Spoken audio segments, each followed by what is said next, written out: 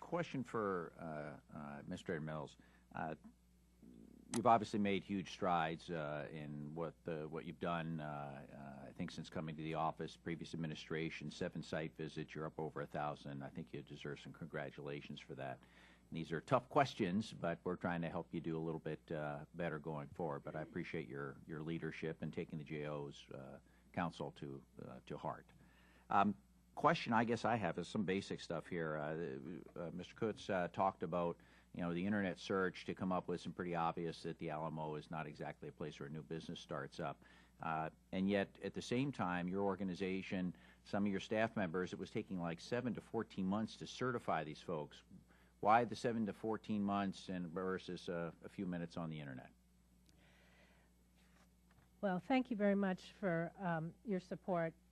We do think we're making progress. This is a very tough task, and we are getting after it aggressively and getting some achievements because we have some great people working on it.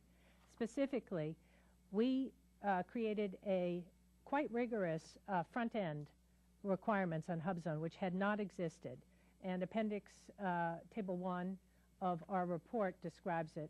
I'd love to read it, but I won't. That created a backlog because when we switched to a much more rigorous upfront progress, it created a lengthy delay in getting all the applications through until we re-engineered the process and began to process more applications. We have gone over that bump and are pushing, making great progress in reducing the time, but it was unacceptably long. We also brought on new staff, trained new staff, re-engineered the process, greatly enhanced the amount of documentation that was required, so we had to then take it seriously and go over it. We're now going to, also add and continue to refine that set so that we find the things that will help us be able to get out the bad apples. I just would hope that there'd be some prioritization of obvious things that you would do first, for maximum value with minimal amount of effort or expenditure, human resources and capital. And I would take Mr. Chris' suggestions to heart. Develop some performance metrics. I mean, that helps you, when you come before us, show the fact that perhaps you have made substantial progress and you do have a target date for 95% compliance as opposed to the other.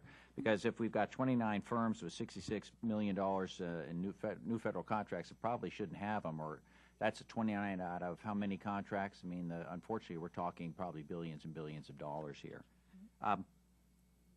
The other, I guess, concern I have is the one where the documents were actually lost. Mr. Kutz talked about 4 firms, and one firm they had to stop pursuing their investigation because the documents are lost. I mean, isn't that sort of unacceptable? Yes. We are going to look into that when we get the full report. Would it be advisable to maybe reduce the overall funding for this program down to something where you guys can kind of match your resources on the enforcement side to the contracting resources on the other side to show yourselves to advantage? I'm not sure I understand the question. Well, I'm concerned that we've got a lot of money going out the door, but we don't have the personnel in place, obviously, to make sure that we're getting adequate bang for the buck, if you will. We have a goal to meet of 3% of the contracts. It's, the only costs are in the oversight and the interactions with the agencies to make sure there's access. Well, I'm just suggesting that we want to balance our resources within the agency. It takes a while to change the culture of the agency, and perhaps less money for the HubZone program. We have the Supreme Court decision to deal with. We've got the obvious fraud and abuse that's going on, so I'm just a little concerned. Just to clarify, there is no money funding for the HubZone program except for in the oversight and promotion of the program. Well, then I'm even more concerned, I guess, a little bit.